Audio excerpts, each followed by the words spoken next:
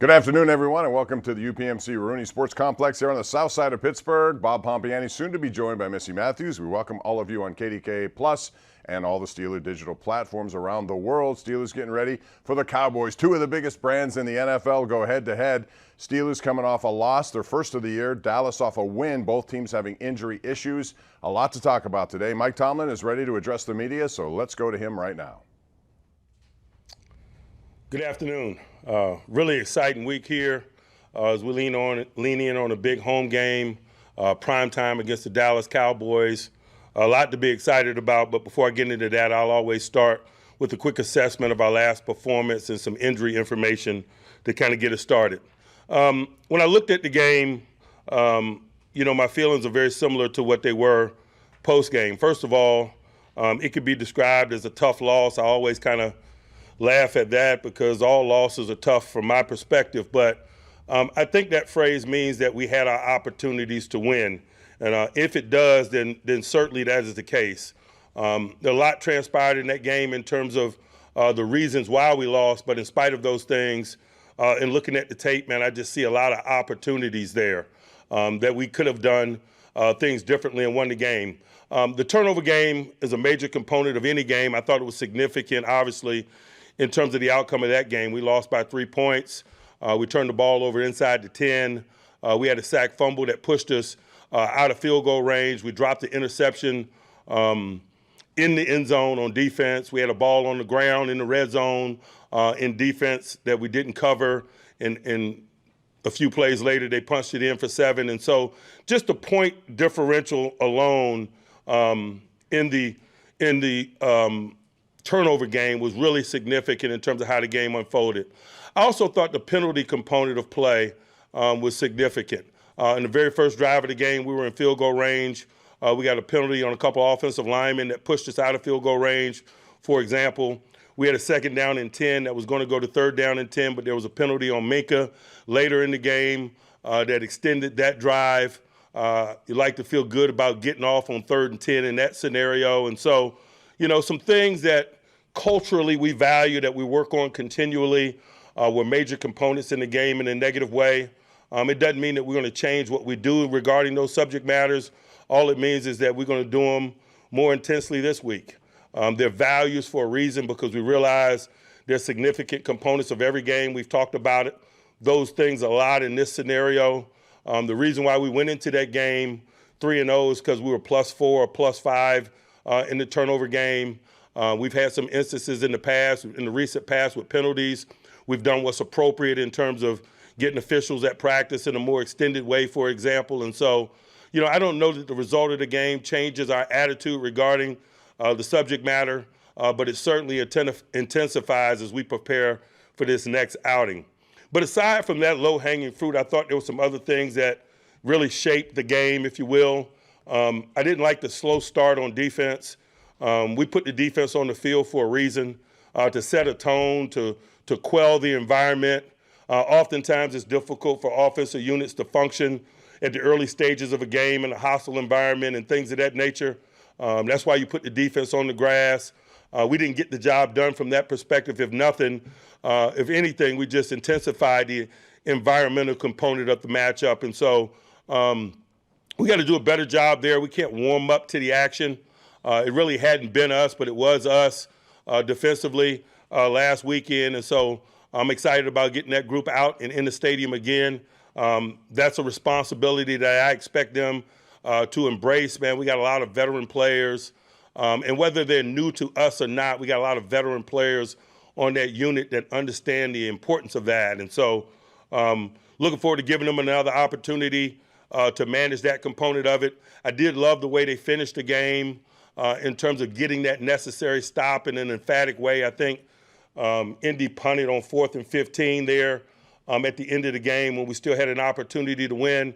And on the offensive side of the ball, we were down multiple scores in the fourth quarter, man, but I didn't feel any blink. In particular, I didn't feel any blink in Justin. We've talked about his steady demeanor in recent weeks in terms of the things that I've grown to know and understand about him. I think it's really on display in moments like that. As I mentioned in here several times in the last several weeks, you really get an opportunity to develop a relationship in the midst of adversity and competition. And I'm not, trying to microwave our relationship, if you will. And so, being in circumstances, man, it's an opportunity for him to get to know me to get to know him, and to fight together. But not only for him, but a lot of new guys.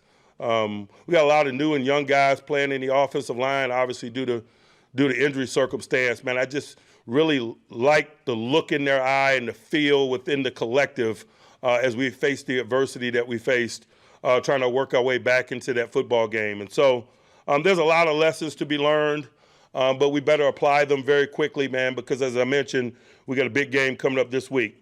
From an injury perspective, I'll talk a couple of things. I think it's prudent to assume that Alex Highsmith will be out this week. James Daniels certainly with his Achilles injury. We got some other guys who are working potentially their way back to us, and we'll let participation and the quality of that participation be our guide in terms of their inclusion.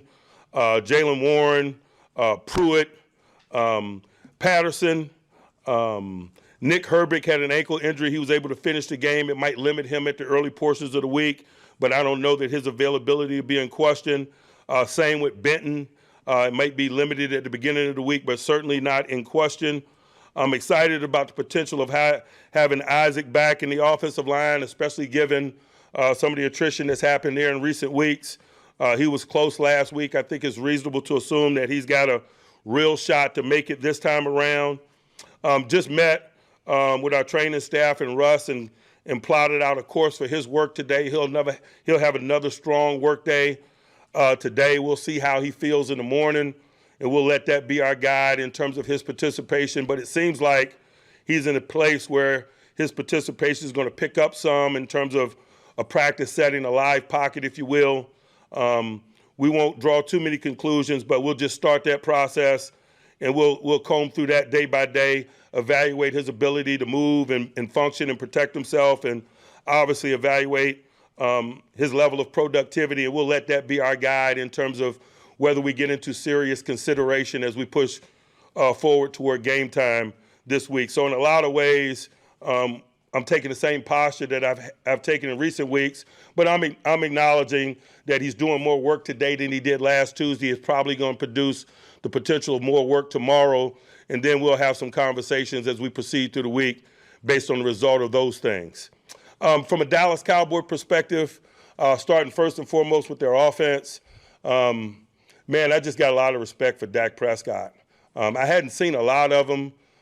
Funny enough, since he's been in the league, I think we've only played against him in particular one time in 2016. But I see a guy who is ultra competitive, has unbelievable arm talent, natural leadership skills. You feel the guys rallying around him in terms of the tape study, the way they battled back in the Baltimore game is an example of that. He's got a real steady demeanor, man. He utilizes his quarterback mobility in a very prudent way. He extends plays. He'll run if given the opportunity. They got some schematics that highlight that. He's got a real rapport, obviously, with his eligibles. His work with C.D. Lamb is really impressive. They move C.D. around. You got to defend him on the perimeter. You also got to defend him inside. Really has gained an appreciation for the development of Ferguson at tight end. I remember watching him up close in Mobile a couple years ago when he came out and was really impressed with his skill set. Had a chance to talk to his grandfather while I was watching practice, the great Barry Alvarez, and so I enjoyed that. But, man, his play is impressive, and how he's evolved as a player is really impressive, and Dak's utilization of him within their offense is impressive. But they've got a lot of eligibles to manage, man. You focus or get hyper-focused on those two too much. A guy like Brandon Cooks can ruin your day, and so we better play a total game in terms of minimizing those guys.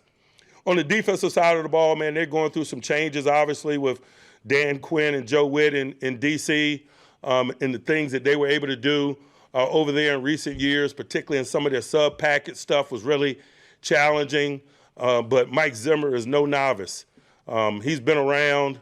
We've competed against him over the years. Man, got a lot of respect for his approach to ball, his aggressive, schematic demeanor.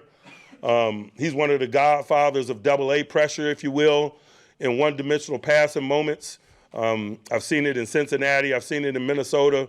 Man, I've seen it a lot of places over the years. Man, I'd imagine he's gonna pack it and bring it to Pittsburgh this weekend. We better prepare ourselves for multiple blitz looks and so forth. I'd imagine that he's going to have all the schematic tools at his disposal in terms of creating pressure on the quarterback, particularly maybe with his edge guys out. You do what you got to do from a coach's perspective. I use the phrase all the time, if you got red paint, you paint your barn red. And so, with those dynamic edge people like Lawrence and maybe even Parsons out, we better get ready for a lot of schematic pressure from him. But we better also prepare for the likes of Parsons, man. A guy like him, he's not the normal in any circumstances. And so, we better be prepared if he shows up in stadium to work to minimize him and how they move him around and his unique talents, particularly in one-dimensional passing moments. There's a lot to be excited about, as I mentioned, man. This is a big football game. It's the next one. It's in our venue. It's prime time. And so those things have our attention, but we pay our respect to exciting and attention with how we work and how we prepare, and I'm excited about doing that with the guys as they come into the building tomorrow. I'll pause and open it up for questions. Mike, in your overall evaluation of Justin, I don't know if there were any questions you needed answered, but after the way he responded, answering touchdowns with touchdowns in the second half, did you learn anything more about him that you were seeking? As I've mentioned again, I've speculated about some things I've seen from him. And there's some components of his football and competitive personality that are really likable, and I talked about him last week. But I just think when you're in those moments and you get an opportunity to show who you are in those moments, there's less speculation. And so some things that I was speculating about somewhat last week, about his steady demeanor, about his competes and so forth, just got solidified and verified with the challenges that we faced last week. You said that you're in somewhat of a similar position with Russell Wilson and his schedule of work this week. Does that mean that as you stand here today, you're preparing for Justin to start on Sunday? Yes, I am. Does Justin's performance in any way allow you to be more calculated or cautious about when or how you bring Russ back from injury? It potentially could, but it has not to this point, man. The guiding factor for us in this point is the amount of ball that we have in front of us, how early we're in this process. That's probably been one of the significant variables in terms of our approach to his rehabilitation. The injured nature of the offensive line, is that a variable too, given Justin's escapability? It depends on what the work week looks like. It depends on what we're forecasting in terms of pressure from Dallas. Those are variables that could weigh into that, but I'd be speculating to comment on it at this early stage of planning and development in the week. Mike, you've always remarked in the past about how fortunate you were. You didn't have injuries on the offensive line, and now you have three who are done for the year. How do you handle that going forward? You handle that with quality depth, and thankfully that's something that we have. We've invested a lot the last several off seasons in terms of acquiring young, talented people. They're capable, and they're going to get an opportunity to show that. Guys like Spence and Mason McCormick have done a real nice job, and we expect that to continue. Mike, Justin and the centers have had several instances of the CQ issue. How do you rep that and make sure that that isn't something that keeps continuing? I don't know that we change our approach to it because it's a fundamental thing for us. It has our attention. It has had our attention. And hopefully our continued work in that area will make those issues subside. That's my mentality about it as I stand here today. Has it been the same issue every time, or is it a variety of things? No, it's a myriad of things. And really it's about the beginnings of a relationship at times, and particularly in hostile environments where communication is strained, where there's a third-party component to the communication, a guard tap, if you will. Some of those guards have been different people, to be quite honest with you. And so it's been a myriad of things. And so largely, we're not going to change our approach to developing our fundamentals in that area. We're just going to stick with it, and it's reasonable to expect those issues to subside. Mike, what are you working on to improve execution, especially early in games? We're just going to keep practicing, man. I imagine we're not the only ones who have issues with that, particularly if 3 out of your first 4 games have been in hostile environments. And so we're not going to change our approach. Sometimes I acknowledge an issue, but acknowledgement of an issue doesn't mean that we need to be a moving target in terms of how we address it.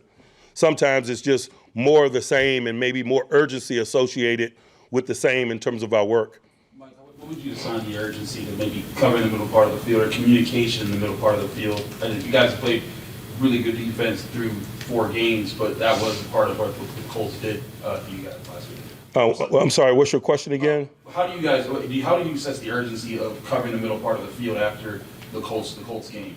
To be honest with you, they hit some plays in the middle portions of the field, but I didn't think that defined the outcome of the game. Offenses are going to get hit plays and get yards and maybe even score points.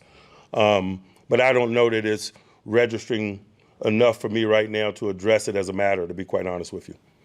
Like you mentioned penalties being an issue for you, and some of your players made some comments about not liking the calls. What is your message to them, either in-game or in general, when there may be some frustration about the way you're being officiated? You know, you're going to get wrong from time to time, just like the opponent's going to make a play from time to time. It's how we respond to it. We still had a lot of opportunity to win that game after that call in particular. I didn't like that call. I talked to New York yesterday. They didn't like that call as well, but it doesn't help me on a Monday. And so on Sundays, we better be mentally tough, and we better move on to the next snap and just understand at times that's a component of the game. The officials aren't perfect. None of us are. We make mistakes in game that we have to overcome. And if they make a mistake in game, we better be prepared to overcome that as well. That's what you learn as an individual and a collective when instances such as that occur. Mike, why is running the ball early in the games such a problem for you guys? You know, I don't know that I view it that way. As I've mentioned, three out of our 4 games have been in hostile venues, and the communication component and the energy associated with that oftentimes makes the run game a game of attrition, meaning that you win that war as the game proceeds. And so I don't get overly concerned, to be quite honest with you, about starts, particularly from a small sample size at this early stage. I acknowledge we got to be better defensively than we were last week, for example. I acknowledge the other week offensively, for example. And so we'll just keep working. It's not going to dictate a behavioral change from us as a collective in terms of how we prepare. It's reasonable to expect us to get better with more exposure and opportunity in that area. Does having so many moving parts along the line sort of complicate that progression? You think? Great question. You answered it.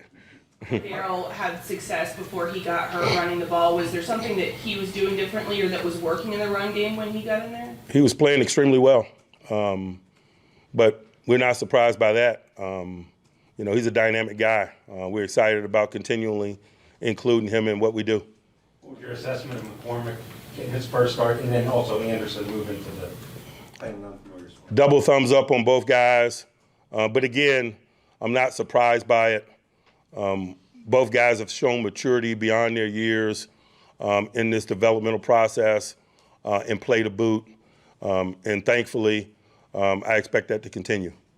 Mike, when you're making a decision about whether to kick a field goal, where do you feel comfortably within Boswell's range that it's automatically we're going to kick it? And at what point do you start factoring in some other game circumstances into that decision? You know, there's always other game circumstances in that decision. Boz's leg alone is never the singular component of the discussion. Boz has got a lot of leg, man. Anything under 60, I feel good about if you're just talking about him. The myriad of game circumstances, you know, that's moving variables that change in every instance. So is it about the field position component of things? You want to defend them deep when passing on that field goal early in the game? Yes. Have you seen his leg strength grow dramatically over the time that he's been here? I mean, he attempted as many long field goals earlier in his career. Is that just a trust? I don't know if it was leg strength was ever in question. He's just highly accurate to boot, and that's probably the guiding factor in terms of our long ball aggression more recently. But I never viewed him as a guy that was deficient in terms of leg strength. Mike, you talked about turnovers earlier. I think you guys have dropped 4 interceptions so far this year. How do you coach through that? I mean, that seems like such a simple part of the game where it's like, hey, you just got to make the play that's in front of you. It's fundamental. You work it every day. You work it in practice. You work it pre-practice. You work it post-practice. It's just a component of play. Last year you had an injured starting quarterback. He got healthy. When he was cleared to play, you stuck with the guy that you had, the hot hand you called him. Is Justin getting to a point where his play is such that Russ's help is sort of immaterial? You're just staying with the guy where the team is producing with? There's a potential for that, but we're not there as I stand here today. Is there anything Justin can do to prove it right now while Russ is injured? Play well, win. That's our business. When you're looking at your receivers, obviously Pickens has been your most productive by far, but looking at the other guys, Van and Calvin, what are you seeing from those guys, and what more do they need to do so that Justin can have more targets to spread the ball around? I'm not discouraged by how we're distributing the ball at all. All the guys have had their moments. A couple of weeks ago, Calvin had a big day. Muth has been a major contributor just about in every game, and so I'm not overly concerned with how we're distributing the ball or view it as an issue at this juncture. Mike, how do you view Justin in 2 weeks? Each time he's committed a turnover, he's responded to with multiple scoring drives with a field goal and a touchdown after the interception against the Broncos, and then 3 touchdowns after the fumble this Sunday. That's what I expect competitors to do, and that's what I was talking about the other week when I sensed the competitor's trait in him. Not surprised by that. Expect that to continue. Certainly want to minimize the negativity, but it's just a component of competing at this level. How you respond to adversity defines you individually and collectively. I know you said he didn't blink. Obviously, he took his first loss this weekend, but what did you learn about Justin this weekend that you might not have known before? I think I've expressed it in a variety of ways. I'd be making it up if I just continued to answer rephrased questions, It's just more confirmation of what has been somewhat speculative. When you New York's reaction to the call, when you were on the field, did they think it was late, or did they think it was helmet to helmet on that? I'm not going to speak on them. I'd imagine they addressed the media post-game, and they're given a forum to talk about what was communicated and so forth. I simply called New York for clarity from a supervisory perspective, and they thought it was a clean hit. Like, you have a number of players that are eligible to come off the IR and Cole from the PUP this week. Is there a chance that you can get anybody back to practice? I hadn't had those meetings yet, but probably, and so there's a level of excitement there. We'll see what their participation looks like and the quality of that participation and harden that up as we get closer to game time. What do you appreciate about the history between the Cowboys and Steelers and the fact that people still want to see this matchup in prime time? The strength of the brand, of the brands, is something that is to be respected. But I respect that every day, man, when I get out of that car in this parking lot.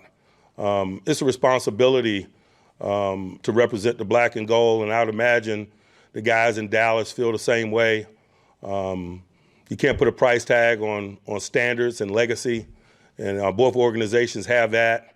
We walk on the ground that's been paved for us by those that have come before us, and so we feel really blessed and honored to do so, and I'm sure that will be reflected in the way that both teams play this weekend. If Sayamalo comes back, will you rotate the 2 guys at right guard? I think that'll be determined with the quality of play in terms of how we distribute reps during the course of the week. I'm open to it. I'm also open to playing one guy exclusively if they distinguish themselves. Possibly getting Cole Holcomb possibly back eventually. How do you evaluate your linebacker play so far, both with Patrick Queen, Peyton Wilson getting a lot of snaps, especially last week? I think it's been solid. I like the division of labor in particular as we infuse new guys in, figuring out what their skill set is, how they communicate, what they do well, in specific to the 2 guys that you mentioned. But I'm comfortable with the way things are trending from that positional group. But obviously, a guy like Cole Holcomb, man, you get him back in the mix, that's not going to do anything but help us. Mike, is Jalen Warren's knee injury connected to the earlier hamstring issue he had, or is it separate? Separate. Anyone else? All right. Thank you. All right, that's Mike Tomlin. We welcome in Missy Matthews. And everyone's asking quarterback questions, and that's going to happen when you have two guys on your roster like this. And Russell Wilson appears to be progressing, but he made it clear that Justin Fields will be the quarterback again this week. Yeah, I think taking the same stance that he has the past few weeks of preparing as Justin as the starter. He did say, though, that Russell Wilson will be able to do a little bit more work, some live pocket stuff potentially this week. They're going to make that decision after he goes through a workout today. So nothing you can really do until they hit the practice field and you see if he's full, limited, or did not practice. But in the meantime, I thought Justin Fields, despite the loss and the fumble, I thought he played well. I thought he showed a lot of moxie in there. And one thing, I don't know about how you think about this. You've watched him on the field, on the sidelines. It seems like because he's very accurate throwing the ball, at least he's been so far here, that will help the run game. Because I think defenses have to now know he's not just running to run. He's running to create time to throw, and so that puts them in a little bit of a gray area of how to defend him. Yeah, and I think they were finally picking up some steam in the run game with Cordero Patterson before the half, and then he got injured and went out. Who knows what would have happened in the second half with that as well, having him and Justin able to use their legs. We have a lot to cover. Mike Tomlin spoke. We now react, and we hope you join us here until 1 o'clock. This is the Mike Tomlin press conference on KDKA Plus and all your Steeler digital platforms. We'll be right back.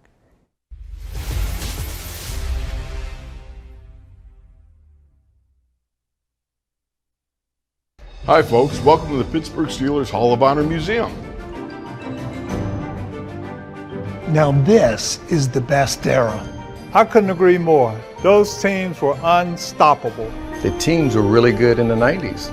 Come on, you couldn't catch those teams of the 2000s. Literally. The 70s were the best. No way, the 2000s. Whoa, stop fighting. I think every era was pretty sweet. You said it, kid.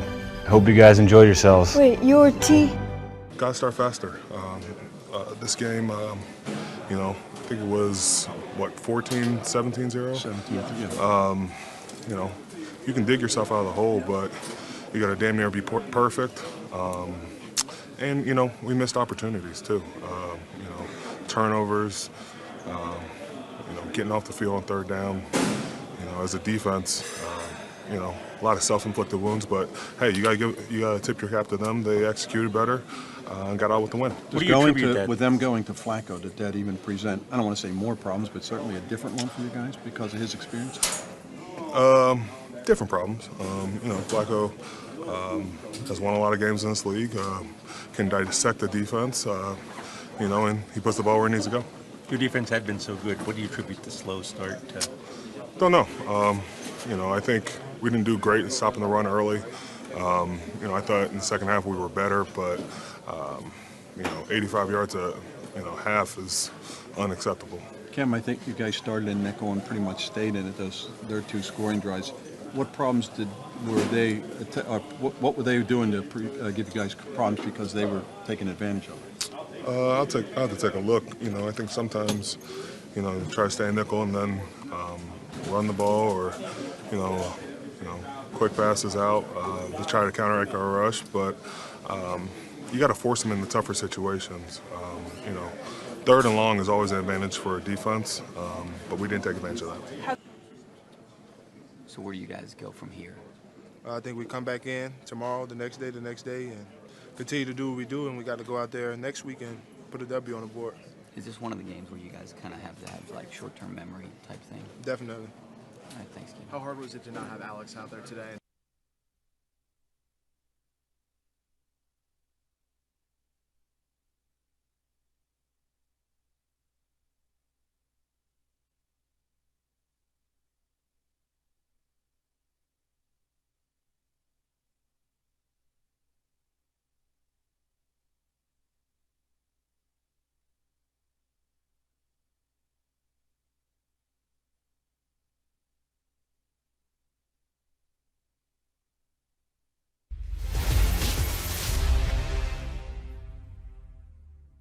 We were down multiple scores in the fourth quarter, man, but I didn't feel any blink. In particular, I didn't feel any blink in Justin. We've talked about his steady demeanor in recent weeks in terms of the things that I've grown to know and understand about him. I think is really on display in moments like that. As I mentioned in here several times in the last several weeks, you really get an opportunity to develop a relationship in the midst of adversity and competition. All right, welcome back. Bob Pompiani, Missy Matthews with you. Mike Tomlin, it seems like he's getting accustomed to seeing Justin Fields progress week to week to week, which I think is very interesting. And, when Russell Wilson becomes healthy, he said it'll be a conversation they have down the road. But for now, there's a lot to like, despite the loss last week, I thought. Yeah, it was 17-3, Colts up at the half. So for Justin to be able to run in 2 touchdowns, pass one to Pat Freiermuth, and give them a chance. The defense did what they needed to do at the end of that fourth quarter to give the ball back to Justin and company, but unfortunately they fell short. I thought his best throw, by the way, was the 38-yarder to George Pickens. And that was a classic Fields, a real velocity on that shot, even though he's moving to his left to make it.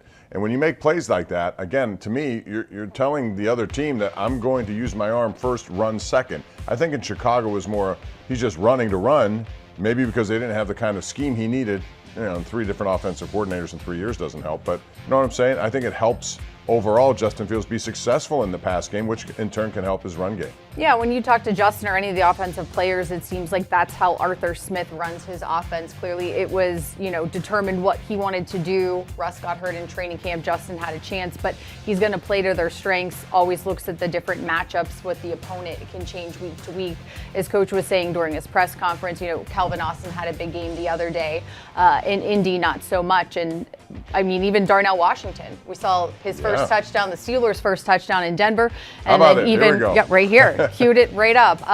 To be able to have him, that's crazy for how big he is. And I would not want to tackle him. I don't think there's anyone out there who would say I'd stand in his way, because he can do a lot to you as you take a look at it again. But I also thought the previous play we saw where a little dump off to Cordero Patterson, that's a big play because Fields could have kept running, but he located him, a little Mahomes type of pitch to him. Yeah, and Cordero Patterson, he was funny heading into this game talking about, I wouldn't want to kick to me either if I was the other team. I wouldn't want to tackle me if I was the other team. And he played gunner in Denver. This is a guy that can do whatever you need when you're down wide receivers. He's there. Running back, same thing. They didn't have Jalen Warren, so it was very unfortunate when he wasn't able to play in the second half. Yeah, no question about it. You see his performance, and even in a loss, throw over 300 yards, rush for 50 plus. I don't think a Steeler quarterback's ever done that. Which tells you about his explosive ability. So a lot to build on here, and they're going to have to score points this week against Dallas coming up. But on the defensive side of things, you got to certainly get better on third down. I think one of the things we've seen, Missy, first 3 games, they were real good at getting off the field. In this game, not so much. Especially, I thought the critical drive was when Fields had scored, make it 17-10. And then right off the bat, Indy comes down with 3 third down conversions, including the one to Ogletree, which was a 3rd and 10. Yeah, and they were all 3rd and long, like you said. I just think, going from Anthony Richardson to Joe Flacco definitely impacted them, but they even felt a little wonky at the beginning of the game, being able, first 3 possessions for the Colts, to get 17 points when the Steelers defense only gave up 26 points in their first 3 games. It was just not something that we're accustomed to seeing. It is early in the season, however, but agree that's something they have to clean up, and I think all of them will take that to heart, and it sounds like that's something they want to do. Yeah, no question about that. They need to do it. They need to come up with better pressure on quarterbacks. It's interesting, when they played Cousins, I think they knew he hadn't played in a while, and he's coming off an Achilles, so they did a very good job strategizing, rushing for, laying people back, and made it tough on Cousins. In this case, I maybe thought I was thinking they could rush Flacco for the same reason. But I think Mike Tomlin explained that he's seen Flacco in those situations, and if you don't do it, he's quick at getting the ball off. Yeah, and we saw what he was able to do, coming off the bench for Anthony Richardson when he went out with that hip injury. I think, too, the Steelers defense, Patrick Queen, talked after the game about the communication not being as fluid as you need to. And there were a lot of Steelers fans inside Lucas Oil Stadium, but I can promise you those Colts fans were very loud. It wasn't a Steelers takeover that we're accustomed to in, opponents' venues. Right, but the bottom line is, were still, and they made their presence known when the time came in the second half. We'll take a break. When we come back, we're going to talk about other issues that Mike Tomlin brought up, including a call to New York that he made and the result of that call potentially. We'll talk about it right here as we continue on the Mike Tomlin Press Conference Tuesday.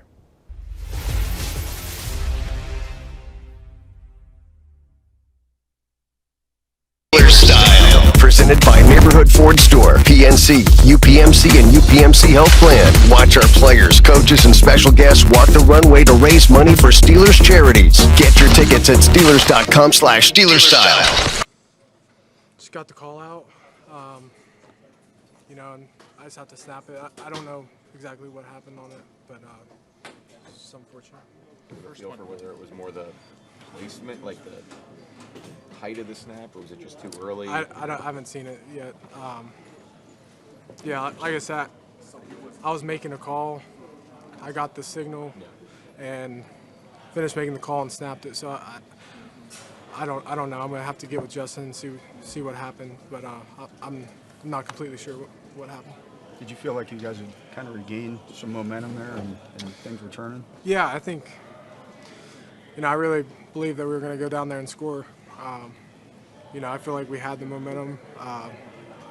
It's just unfortunate. We can't start slow like that, though. We got to, start fast. How frustrating is that, Zach? I mean, to get us to such a slow start again offensively? Yeah, extremely frustrating. Because that was the emphasis this week, is to start fast, and we can't keep doing that to ourselves. It seemed like running the ball with. Yeah, it's frustrating for sure. We harped on that in practice this week, try to get it corrected, but we got to try something else to make it work. That we start faster. You can see what we do later in the games. We just got to execute that quicker in games. What do you think you guys can get that run game going today? Obviously the injury to JD hurt, but. They're doing some things schematically that trying to stop the run. Credit to them, but we got to be able to adapt on the run and be able to fix it on the sideline and adjust from there. Pat, what do you think is behind the slow starts, and especially this week it was an emphasis and it still was a slow start? Yeah, I wish I could tell you so we could figure it out, but I don't know. Every option is available for us, and we have to. Look at ourselves and figure it out this week. Sometimes injuries play a part in this. It seemed like every time I looked up, someone else was coming off the field. It's part of the game. It sucks, but next man up. Want to get gear direct from the team? Shop all things black and gold at the official Steelers Pro Shop located at Acrisure Stadium. Get the latest sideline apparel and hats, jerseys of your favorite players, authentic memorabilia, custom gear, and exclusives you can only find here. Don't forget, you aren't game day ready without a terrible towel. The Steelers Pro Shop has everything you need to be part of the legendary Steelers Nation. Come experience the Acrisure Stadium shopping environment or shop online at shop.steelers.com.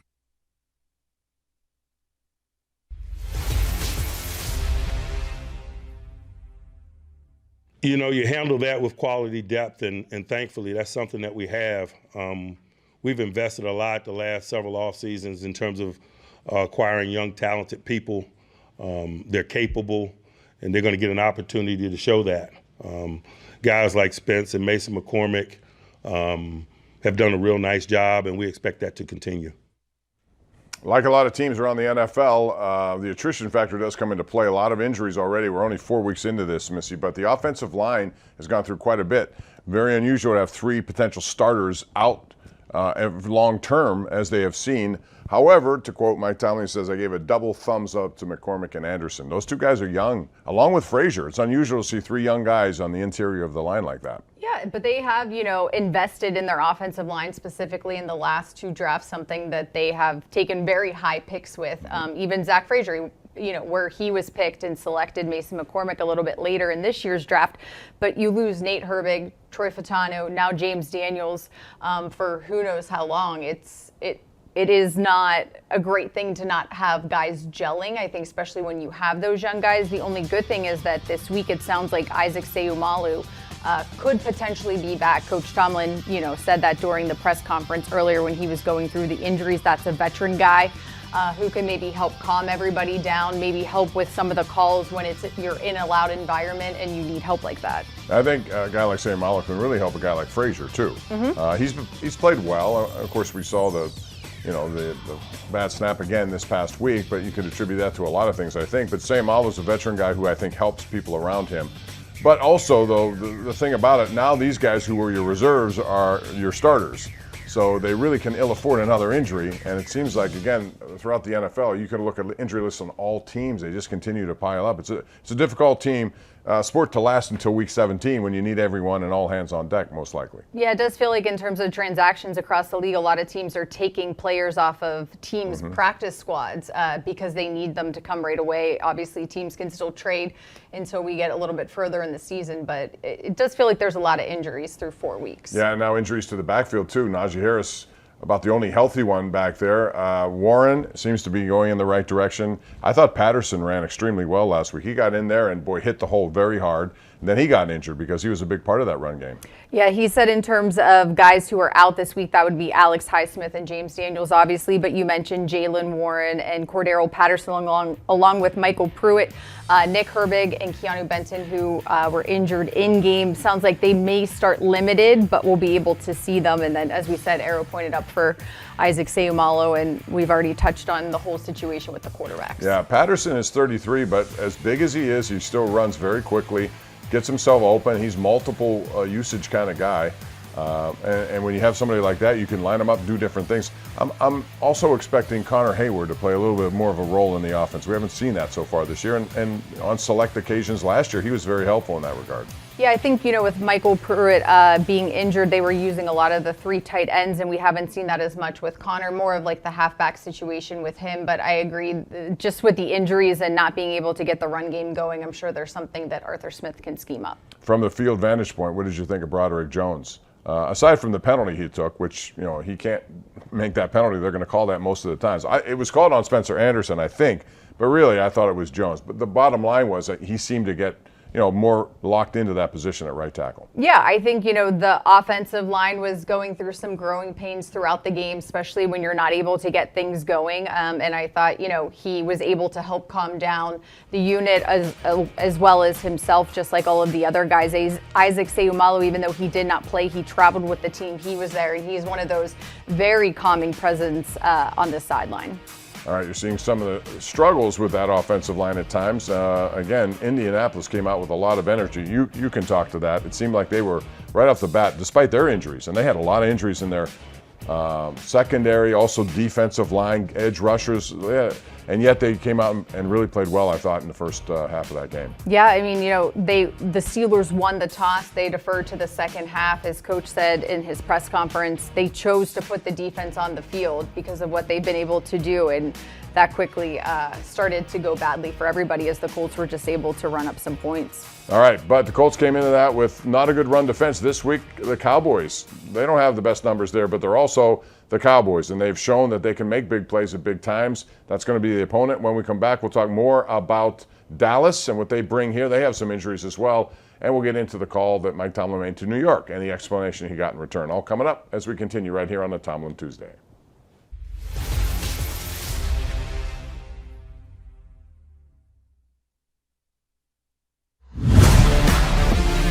Our fans are here. Give them something to cheer about today. And the party is on at Acrisure.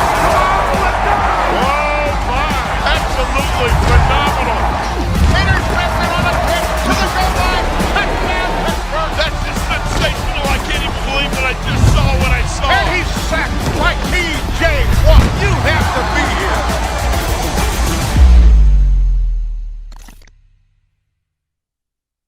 Today, but yeah, it can always be better. How do you feel about going against Dallas prime time? Some of the weapons they got. How do you feel about facing that challenge next? I feel good about it. We're a good defense. We just got to come in, put the work in this week, and prepare ourselves. For a really good offense who's played a lot of ball together, and that's the main focus. Just getting back to work and focusing on us. Did you get a lot of chances to go against Dak when you were? A few times, yeah. But you know what you know about Dak. He's a great player, one of the best quarterbacks in this league, and yeah, it's a great opportunity for us, for this defense, for this team to go out there and go against a team like that. Nothing surprised by what happened on your side of the ball yesterday? A little bit, yeah, a little bit. We were a prepared group. We were really ready for the challenge, ready for the opportunity. It's a slow start.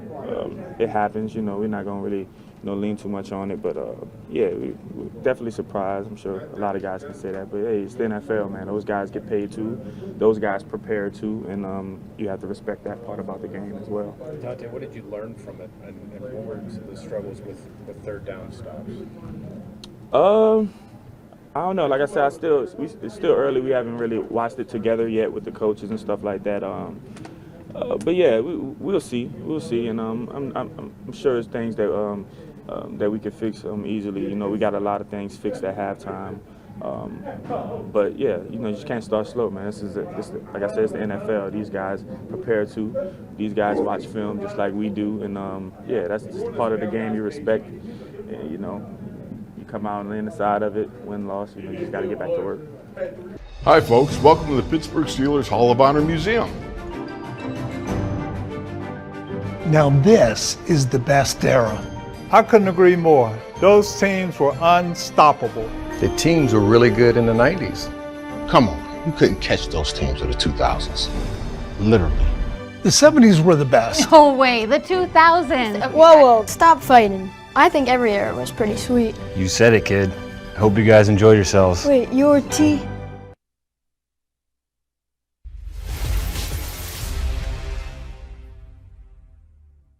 You know, you're going to get wrong from time to time, just like the opponent's going to make a play from time to time. It's how we respond to it. We still had a lot of opportunity to win that game after that call in particular. I didn't like that call. I talked to New York yesterday. They didn't like that call as well, but it doesn't help me on a Monday. And so on Sundays, we better be mentally tough, and we better move on to the next snap and just understand at times that's a component of the game. Yeah, that's Mike Tomlin about calling the league offices and asking for an explanation about the hit from Minkah Fitzpatrick on the sideline. And I thought he did everything he could to avoid that. He pulled up.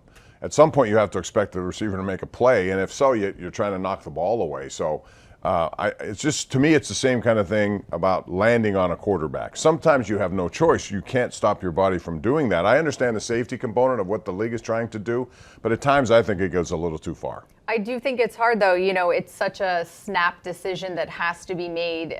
Obviously, you can't judge intent or whatnot when it's happening in real time, but I agree on the Minkah one. It felt like for as fast as he was going, he tried to pull up. It wasn't like he was headhunting. He used his shoulder, did the things that they are taught and the different things. Obviously, not very happy about it following the game, and that was a point where that was the very end of the third quarter heading into the fourth where that touchdown then made it 24-10, and the Steelers really had to start scrambling to try to get more points. But I thought Coach Tomlin made a good point there. You have to respond to it, and at that case, they didn't. You know, they had a chance to stop a touchdown from being scored, but those plays are going to come and go. And I think if you look at it, over the course of a season, they tend to all even out. But the officials, it seems to me, are under high alert to make some of those calls in the name of safety, and that's where the gray line comes into play. Yeah, we saw it against the Chargers. I mean, it's going to be all season. I think you see it in different games as well when you're just watching as a fan. Yeah. All right, let's talk about Dallas a little bit because they come in here wounded as well. Two of their best defensive players likely not going to play. DeMarcus Lawrence was put on IR, but Parsons is a guy who doesn't miss time. In fact, Alec told us today that he hasn't missed a game since high school. So, but he's in line to miss a game with one of those dreaded high ankle sprains, but you never know how you're going to respond to that. So, but I will also caution you this, because every time we look at this kind of situation, you can say, well, these guys are without this guy. I remember Dak Prescott was out for 5 games, I think with a broken hand or something, and Cooper Rush came in, and everybody thought, oh, the Cowboys are dead. He goes 4-1. So you really never know, and there are guys out there being paid to come in and get an opportunity. Yeah, and I think, too, the Cowboys and the Giants played last Thursday, so they have a extended period of time since he was injured in that play to get ready for a Sunday night matchup. Yeah, so Dallas is a team that likes to go, defensively and come after you. The question is, can they do it with the people they will now have in that regard? I think the Giants are not a good football team, so this is a little bit, an easier assignment. I think the Steelers can come at them with different looks, but you have to be aware of Trayvon Diggs, too, because he's a guy who 2 years ago was outstanding. 11 interceptions in 1 year. I mean, that's as many as we've seen in a couple of decades. Not so much last year because Mike Tomlin told us they're throwing away from him, too. So that means activity on the other side. Yeah, we'll go back to week 1 in Atlanta. Arthur Smith, wasn't shy to say we stayed away from Jesse Bates. We knew what he brought, and that's clearly somebody that they are going to have to key in on and know where he is at all times and what, guy he's following. But it's, a Sunday night football matchup, which is crazy to think that this is the first time these two teams have ever played on Sunday night, only the second time in prime time. Yeah, but it's a big one because you have two of the best brands in football. Missy, did I hear myself say that earlier? It's true, though. It's true. Let's flip to the other side because you have Joey Porter Jr. He's going to draw the assignment of C.D. Lamb. But depending on how Dak Prescott sees that, he may want to go opposite side and test Dante Jackson. Yeah, with Brandon Cooks, I think it'll be interesting to see. I think, the defensive performance was not up to par what we are used to or the standards they have set for themselves. In Indy, and this will be definitely a tough task, as Coach Tomlin was saying, not really seeing Dak often, and then the times that you do play the Cowboys, not being able to go. I'm excited for this one. I think this is why you can barely get a ticket. Yeah, there's no question, but it's a big one for Dallas. Two big things are expected from them. I think Mike McCarthy from Greenfield, Pennsylvania, a man that everyone here knows. He's under a little bit of pressure now because the expectations are so high, and Dallas hasn't really done much in the postseason for a lot of years. So they need to, on occasions like this, make something happen, even given their injury situation. Yeah, and I know, when they were playing the Ravens earlier, I was a Cowboys fan that night. Yeah, that was a pretty good game. Although the Ravens have turned things around a little bit too with a very impressive win against the Bills the other night. So again, this is going to be a long season, and no matter how you start it, it's 17 games, and you got to avoid a situation where you fall behind and come out. And I think that's another key to this game. Both teams are going to want to come out hot and play well. And the Steelers are going to have to do that because we have not seen that on a consistent basis here in the first quarter of games. No, but crazy, this is only their second home game.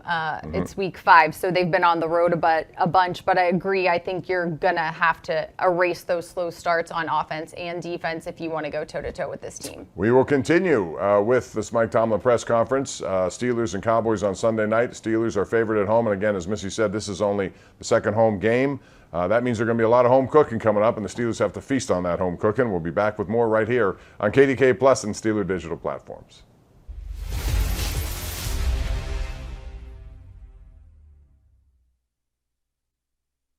Want to get gear direct from the team? Shop all things black and gold at the official Steelers Pro Shop located at Acrisure Stadium. Get the latest sideline apparel and hats, jerseys of your favorite players, authentic memorabilia, custom gear, and exclusives you can only find here. Don't forget, you aren't game day ready without a terrible towel. The Steelers Pro Shop has everything you need to be part of the legendary Steelers Nation. Come experience the Acrisure Stadium shopping environment or shop online at shop.steelers.com. For James, not the kind of news you guys want to hear. How do you move on from that? Yeah, obviously that's devastating news to hear. We knew about it on the sideline already, so we tried to go out there and get the win for him, but came up short. But as far as moving on, as next man up, we have to move on from it. Obviously, it hurts us from a veteran standpoint, given that Isaac and Dan are kind of the only vets in the room. But we just got to grow up fast and be ready whenever our number's called. Spencer, left and right tackle I know can be unique. How about guard, swinging from left? Yeah. Somebody had asked me yesterday how many reps at right guard had I taken before that game. I don't think I took any really other than like camp. But obviously I felt more comfortable there. Even Isaac came up to me, the player. He was like, "You like right better?" I was like, "Yeah." He was like, "You look more comfortable there." But yeah, I thought it was pretty good. I had to adjust on the fly because obviously when James went down, somebody had to fill in. So, what's your expectation of getting Isaac back this week? I don't know. I haven't talked to him. I don't know what's his availability or whatnot. But either way it goes, still got to be ready, whether he's playing or not. So, because obviously, even I didn't think I was going to be playing right guard yesterday. Of course, I thought it was going to be left guard rotation, but with James going down, it was I just had to be light on my feet and ready to go. We spent a lot of time in training camp the preseason talking about your guys' depth and versatility. Well, that's obviously been tested so far. How are you feeling about the continuity aspect with so many chess pieces moving around here? I feel like at the end of the day, the 5 that's out there is going to get the job done. Obviously, we might look at it from I guess what Coach T would say, seeking comfort. What are a young group? Teams might want to pressure us more. Whatever the case may be, we just got to grow up. Steelers Style, presented by Neighborhood Ford Store, PNC, UPMC, and UPMC Health Plan. Watch our players, coaches, and special guests walk the runway to raise money for Steelers charities. Get your tickets at Steelers.com/SteelersStyle.